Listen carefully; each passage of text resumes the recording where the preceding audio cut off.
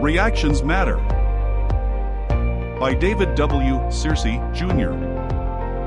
Please like, subscribe, comment, and share the video. Thanks for watching. Enjoy the content.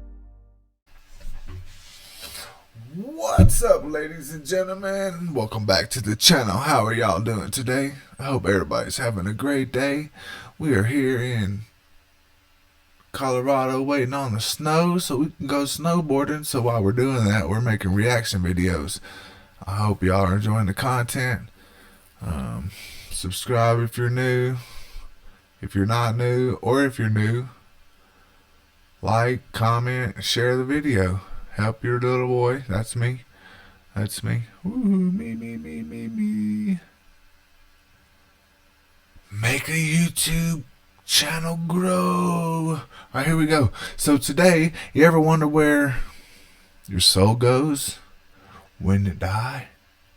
Well, scientists have wondered that here recently, so that's what we're going to be checking out. Where does your soul go when you die? Ooh.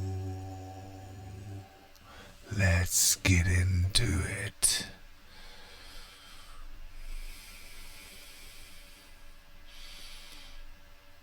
We're laggy. What happens after death? Many people would like to know the answer to this question. I want to know. And it seems it's finally been found. Scientists have made an interesting discovery, and it deserves attention. This is infinity. And in this episode, I'll tell you about this discovery, as well as share some unusual theories about where we go after death. Let's go.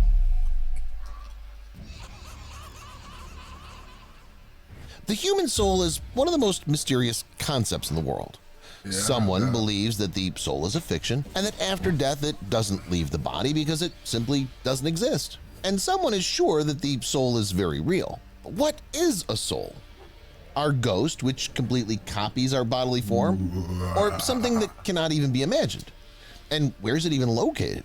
Not so long ago, scientists found the answer to this question. Stuart Hameroff, a professor at the University of Arizona. So just real quickly, just kind of curious, how many of you believe in a soul?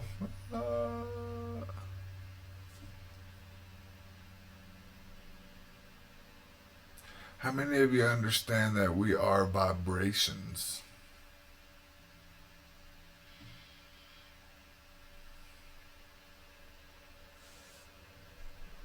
I don't know.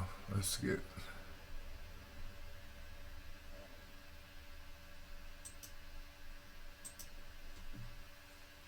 Professor at the University of Arizona in the United States, put forward a theory according to which the essence of the soul is located inside the structures called microtubules. They, in turn, are located in brain cells. The professor believes that the human soul is much more complex than we thought. According to him, the soul is made up of the fabric of the universe itself and existed before the beginning of the universe. Can you see the universe inside of the eyeball? So we got galaxies and stars.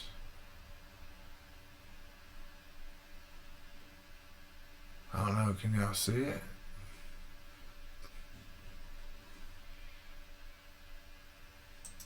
Itself. Before the beginning of time, what people call consciousness is the result of the quantum gravity effect of the universe. Hameroff believes that since the soul existed before the beginning of time, it means that it will continue to exist after the death of a human. That is, the soul has eternal life. After death, the microtubules in the brain lose their quantum state, but the information inside them is not destroyed. Quantum information remains outside the body. The soul leaves the body and returns to space, after which it's distributed there. Okay, so we are creators, and we are here to create. So that which we create never goes away. So it makes sense that our soul goes back to source, which is that which is, right? In short, after death we go into outer space, as the scientist thinks. Hameroff says this for a reason. He has some evidence. For example, for 4 years, he collected stories of patients who had experienced clinical death as a result of a heart attack and interviewed doctors and nurses who tried to bring these people back to life. According to him, if the patient was resuscitated, quantum information returned to the microtubules and they could claim to have experienced clinical death. Curiously, most survivors reported almost verbatim the conversations of the medical staff. Some of them noted that everything happened very slowly and time seemed to be stopped. In addition, people on the edge between life and death experienced Time is only for us anyway. There's no real time. How many of y'all agree with that? There's no real time. a sense of peace, seeing bright lights and their physical bodies from the outside. Hameroff's theory has its extensions by other scientists. For example, some are sure that the soul doesn't just fly off into space in the form of quanta, but also settles there on other planets. Other scientists believe that it's souls in a quantum state that may be the cause or essence of mysterious phenomena that form high above our planet. There are, for example, sprites, discharges of cold plasma. There are blue jets that arise in the upper part of the cloud. And there are unknown phenomena that pilots and astronauts have stumbled upon. All of these phenomena occur high in the atmosphere or in near space and indicate the existence of powerful electromagnetic life. Could this really be the tricks of souls in the form of quanta? In any case, Stuart Hameroff's new theory is interesting, even though it cannot yet fully be confirmed. But they haven't been able to disprove it either. All of science is a theory. There's no proof. So many men, so many minds. There's another theory about where we go after death, and it's completely opposite to the previous one. While Stuart Hameroff believes that the soul has eternal life, and an afterlife is possible, at least to some extent, Sean Carroll, a professor of physics at the California Institute of Technology, is convinced that an afterlife after death is impossible. According to him, it defies the laws of physics. Carroll believes that the theory of an afterlife is based on the premise that a person's consciousness can be separated from their body. Meanwhile, official science understands consciousness as the result of the activity of atoms and electrons, not the soul, which can be outside the body. Therefore, from the point of view of physics, there is no chance that the information in the human brain can be preserved after death. Nor does Carroll believe that the soul can turn into quanta. According to him, quantum tests have not detected any spirit particles that would indicate the existence of an afterlife. How do you not believe in some Recently, kind of afterlife? there have been more and more theories and statements in which the human soul is intertwined with quantum physics. Stuart Hameroff's colleague from the University of North Carolina, Robert Lanza, believes so. He too is convinced that death is linked to quantum physics, but at the same time, he believes that there are no flights into space. In his opinion, death is an illusion. Lanza is a proponent of the theory of biocentrism, which states that death is a deception created by our imagination. Proponents of this theory think that people believe in the coming of death because they've been taught to do so, or because in the human mind, life is associated with the work of internal organs. If you didn't know you were At the same supposed time, to die, death, would you die? according to them, is not what we're used to understand by this term. The theory of biocentrism is opposite to the opinion that the universe creates life. Proponents of the theory believe that everything happens exactly the opposite, that it is life that creates the universe, and that life and biology occupy the main place in it. And that's Space true. and time, according to this theory, are just simple tools of our mind. Yes. At the same time, biocentrism does not say that there is no death at all. The proponents of this theory are convinced that it's an illusion and that death does not work the way we think it does. Consciousness has an important place in this theory. Theorists believe that consciousness exists outside of time and space. Biocentrists believe that after death, the soul goes to another universe or merges with our universe and exists indefinitely. In general, this theory is similar to Hameroff's idea about quanta and space. Lanza believes that multiple universes can exist simultaneously, and each of these universes contains many possible scenarios. In one universe, a body may be dead, but in another universe it continues to exist, absorbing the consciousness that's traveled to that universe. It's possible that this theory could be true. It's even supported by many physicists and astrophysicists. We got a lot of information to digest here. parallel universes? How many of you believe in that? How many of you believe in every decision that you make leads you this path, but another you would have chosen another direction, and another you would have chosen another direction? So there's several of you living different lives, but you're conscious in this life. Of course, there's the other you that's conscious in that life. Whew. Shoo. Who believe in the existence of parallel worlds and multiple universes. All of these theories are explained scientifically in one way or another. Well, or at least scientists try to explain them. But what about more exotic theories about what happens after death? There are some. One of them says that after death, we go into the astral world. Proponents of this theory believe that the vast majority of the deceased find themselves in the astral world after the death of their physical bodies. This is the closest level of the spiritual universe to our physical world. The astral world itself is divided into different levels. The levels of the astral world, which are closest to Earth, are in direct contact with our world. This explains the fact that after death, some people can see recently deceased people. They come to them in dreams, make their presence known by invading homes, moving objects, and so on. What many people associate with poltergeists may in fact be the souls of the dead, who are at the lower level of the astral world.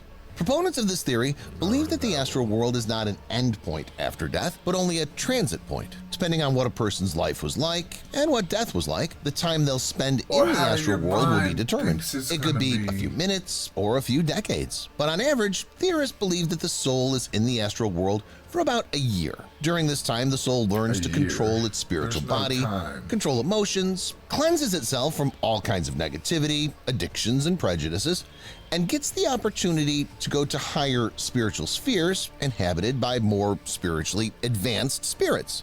If the soul does not do any of these things, it continues to go around in a circle, remaining on the lower level of the astral world. According to theorists, the astral world is inhabited by different people with different entities, living people in a state of clinical death, and some sleeping people also go here. Guardian angels also spend time here. Also, theorists believe that if the relatives of the deceased who passed away before them lingered in the astral world, they will meet them there. They may descend from higher levels to help them, protect them, and show them the right path. The higher the level in the astral world, the nicer it looks, and the better the souls live there. At the same time, theorists That's that 7 layers of heaven, ain't it? Free.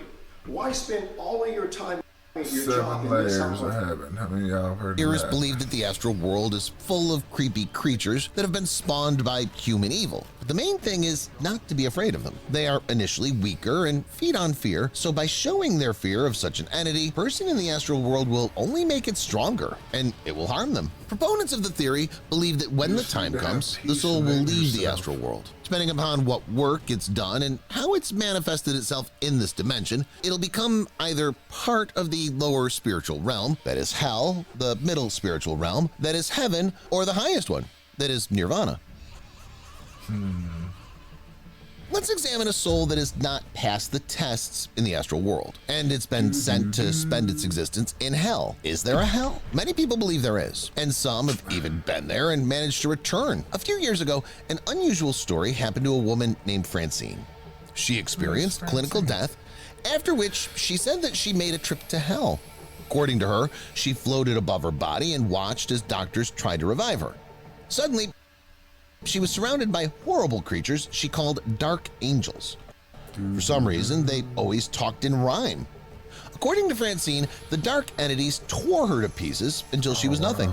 Next, she flew down the halls of the hospital, hit the roof, and in an instant was in hell itself. Francine could hear the screams of other souls and their pain. Then an evil entity began to interrogate her, and it seemed like an eternity. The entity wanted to know what she believed in and who she worshipped. Francine was very scared at first, but then she stopped obeying the demons and talked them into taking her back. She told them that she believed in God and that she didn't believe he would hurt her. After that, she left hell. But that wasn't the end of it. The woman was once again surrounded by those dark angels who showed her her entire life's journey and called her attention to the mistakes she had made in life. That revision was so detailed, They even showed the moments when she looked at someone the wrong way. They showed her how her behavior hurt others, and she realized that she needed to love others more. Some believe that Francine really has been to hell, while others explain everything scientifically. Some researchers believe that what the patient described was a normal phenomenon, and such experience do not necessarily indicate that a person has seen hell or the afterlife. Perhaps this happens when the brain scans itself as a survival technique during clinical death. In any case, I wouldn't want to go to the place where the woman described. After all, it's much better to be in heaven. It doesn't matter after the astral journey or immediately, directly. Many people would like to be there after death, and at least one person has already managed to do it. At least, that's what he thinks. I'm talking about Alexander Eben, a neurosurgeon from the United States, who in 2008 caught a dangerous infection. Doctors put him in an induced coma, and he spent a week in it. After Alexander came out of the coma, he said that he saw a spirit guide who led him to a perfect world. The neurosurgeon believed this was evidence of afterlife and has been trying to prove the existence of heaven ever since. According to him, he first fell into darkness, but he was not afraid and had no memories of life. Then the darkness was pierced by a white light, accompanied by perfect music that escorted him to the Gateway Valley. The man described the guide as a woman. She said nothing, but she had sparkling eyes and a warm smile that filled him with true love. During his journey through the darkness, Eben met some sort of deity but couldn't identify what it was. He ended up in heaven. The neurosurgeon saw a light, a melody emanating from it, and something like a portal to another reality with waterfalls, butterflies, and bright colors. Perhaps it was heaven that Eben had visited, or maybe it was something else. In any case, he is sure of his memories, on the basis of which he wrote the book Proof of Heaven, a neurosurgeon's journey into the afterlife. But there are those for whom death is really not scary, and these are zombies. As they say, what's dead can't die. Next, we'll look at real tribes where zombies live. And I'll tell you why the zombie apocalypse is real. In Papua New Guinea live the Four people. The number of this tribe is only 20,000 people. It's quite an ordinary tribe, like many around the world, except that the Four people can rightly be called a zombie tribe. The members of this tribe don't rise from their graves and hunt people at night, but like real zombies, they do eat brains. Among the Aborigines, ritual cannibalism has long been widespread. The Aborigines literally ate each other and mostly ate each other's brains. This is eerie in itself, but no less frightening is the fact that through ritual cannibalism, they contracted the extremely dangerous Kuru disease. It's a prion disease that affects the nervous system and the brain. By eating the brain of the person suffering from the disease, the tribesmen themselves became infected with Kuru and turned into a zombie. In this disease, the person has headaches, fatigue, and cramps. Over time, the disease progresses. The patient suffers from violent shaking, jerky head movements, and unexplained laughter or smiling. Incidentally, because of this, Kuru is also called the laughing sickness. In the later stages, brain tissue turns into a spongy mass, and the central nervous system is completely destroyed. The person ceases to control themselves, behaves like a real zombie, and dies in about a year. It's impossible to cure Kuru. Given this, and the fact that in the 1950s the Four tribe was particularly keen on cannibalism, it's not surprising that in just a few years, about 1,000 Aborigines died. Fortunately, zombies are already rare in the Kuru people. The tribe has abandoned ritual cannibalism, but even to this day there are isolated cases of the disease, as the incubation period of Kuru can last more than 30 years. It's not only the Kuru disease that turns people into zombies, there are other ways to become a real zombie. Moreover, the world is under the potential threat of a full-blown zombie apocalypse. Let's take a look at what could lead to it. Rabies, coordination problems, twitching muscles, delirium, and dementia. Typical zombies from movie and video games usually have exactly those signs. What's frightening is that exactly the same thing happens with rabies, and more than that. Rabies is one of the most horrible diseases in the world. Many of you may think that rabies only manifests itself in aggressive moods, saliva dripping on the floor, and insanity. But the reality is much more. I have come home and I have stood at the base of the steps just dreading the 40. My goodness, hold on. We gotta stop here for a second. Okay. Man, these are getting weird. From zombies to this. That rabies only manifests itself in aggressive moods, saliva dripping on the floor, and insanity. But the reality is much more serious. There is no cure for this disease. Once these symptoms appear, the person has no chance of surviving. There have literally been a couple of cases in history where rabies has been cured at a late stage, but these are paltry exceptions with a lot of nuances. So the death rate from rabies can be called 100%. A rabid patient loses coordination, becomes confused, can't eat, drink, or even swallow, becomes delirious, weak, or pounces on others, especially when it comes to animal rabies. The rabies virus is transmitted through saliva and blood. If you're bitten by a rabid dog, fox, bat, or other potential carrier of the virus, you need to get vaccinated immediately. Then you'll be safe. If you don't, you'll become a real zombie, but not for long. However, scientists believe that the rabies virus can mutate from an acute type to a chronic one. In that case, its lethality would drop dramatically, but its symptoms would probably worsen. Then people would literally look and act like zombies. And given that the virus is fairly easily transmitted, we can expect a terrible zombie apocalypse. Another scenario can also occur in which parasites of the brain play a major role. One of the most well-known parasites is toxoplasma. Its main carriers are cats. Scientists have studied this parasite and found that it has a zombie effect. In an experiment on rats, scientists found that the parasite manipulates their behavior so that animals stop being afraid of cats. Moreover, they can go straight to the predator without fear of being eaten. Like zombies, rats stop controlling themselves and begin to behave inappropriately. But why? To be eaten by a cat and let the parasite, which has taken over the body and mind, to reproduce in the stomach of the predator. Scientists are concerned about the fact that rats and humans in many ways are similar, which means that the parasite can turn us into zombies too. Infected people, of course, are unlikely to spend more time with cats or go to zoos to be eaten by tigers and lions, but the parasite greatly affects a person's personality, making them paranoid. Adding to this a bad reaction and a sense of growing anxiety. In its acute type, it ends with schizophrenia and attempts at self-mutilation. Imagine the madness if a toxoplasma pandemic were to strike the world. Can you imagine? Neurotoxins. One of the main distinguishing features of a zombie is its stupidity. Oh, snap. You have to admit that zombies are not the most intelligent creatures. It's also possible to make a person stupid, like a zombie, and this is done with the help of neurotoxins. Such a practice was common in Haiti in the 19th and 20th centuries. Local shamans created zombies using two chemicals. Tetrodotoxin, extracted from poisonous pufferfish, depressed the nervous system and rendered the victim comatose, while the intoxicants rendered the person weak-willed and susceptible to suggestion. Such a combination is very dangerous, so many people died, but those who survived became obedient and stupid zombies who obeyed the orders of the shamans and more. This was done in order to turn people into slaves to work on the plantations. Speaking of those who died, some nations only went into a coma. This was often not known and they were taken to the cemetery. There they would regain consciousness in a few days in a state of acute psychosis.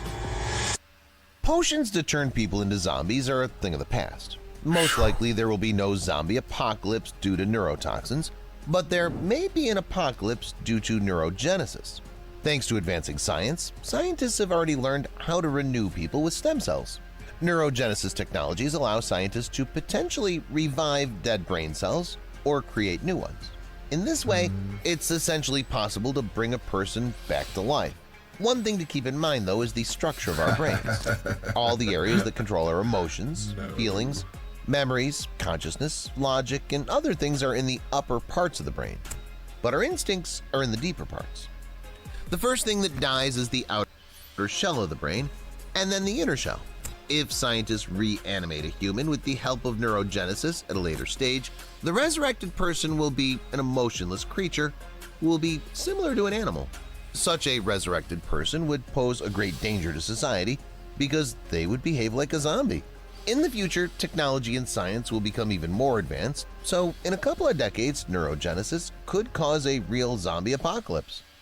In the more distant future, nanobots may put an end to humanity.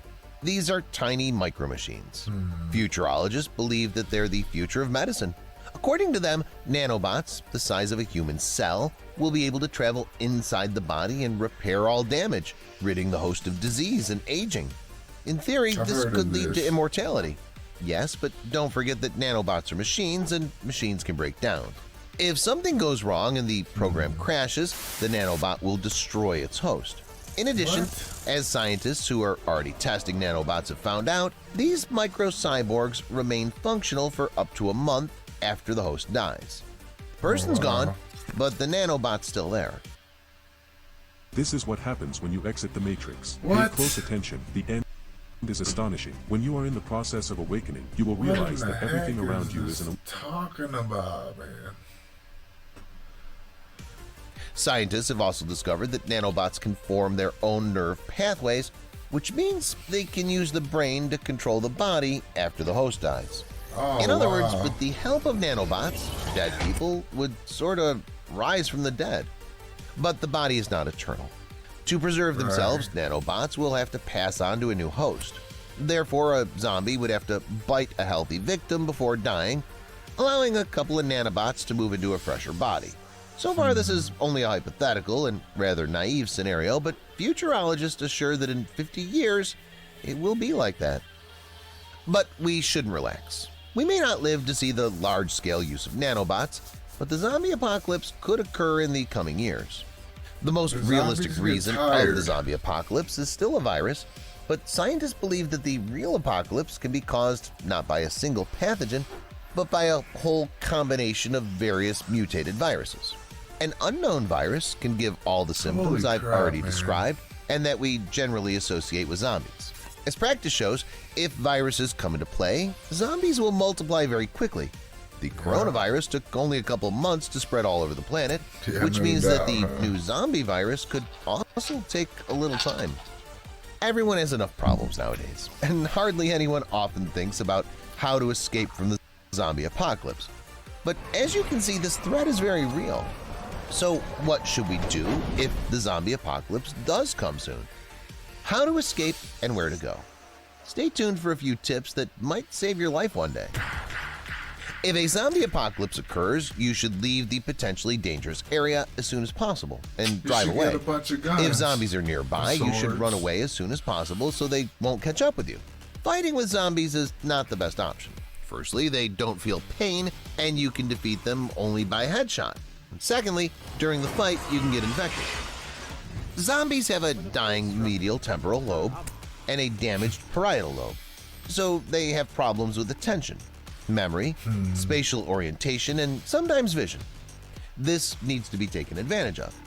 It's not necessary to make noise and draw attention to yourself because zombies have good hearing and they themselves are curious creatures. Remember the Last of Us video game?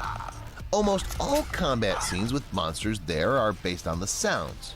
It's better to behave as the characters of that game.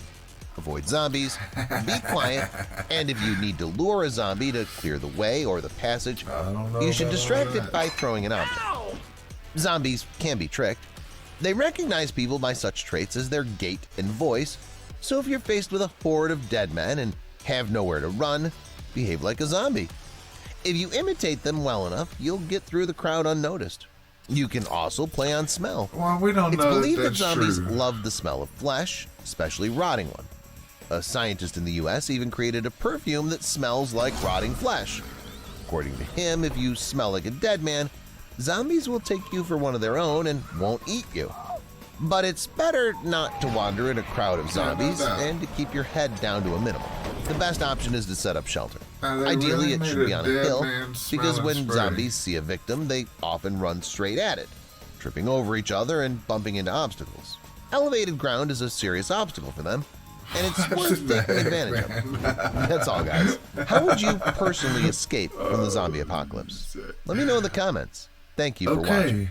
Well, and that see you kind of later. took a weird twist right there. I ain't finna lie. What happens after death? Many people I would ain't like to finna know the lie. answer. that took a really, really, really weird twist.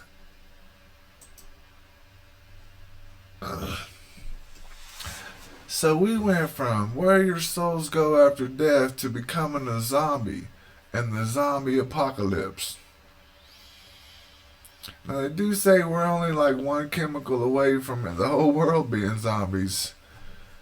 So, I mean, I guess if you vaccinate enough people, you can slip whatever you want to in that vaccine. They're not going to give a shit about you, because they damn sure don't give a shit about us.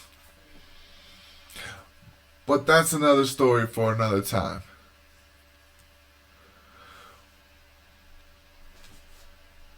I'm not sure. I'm hoping this video turns out pretty good. Listen here. Thanks for watching.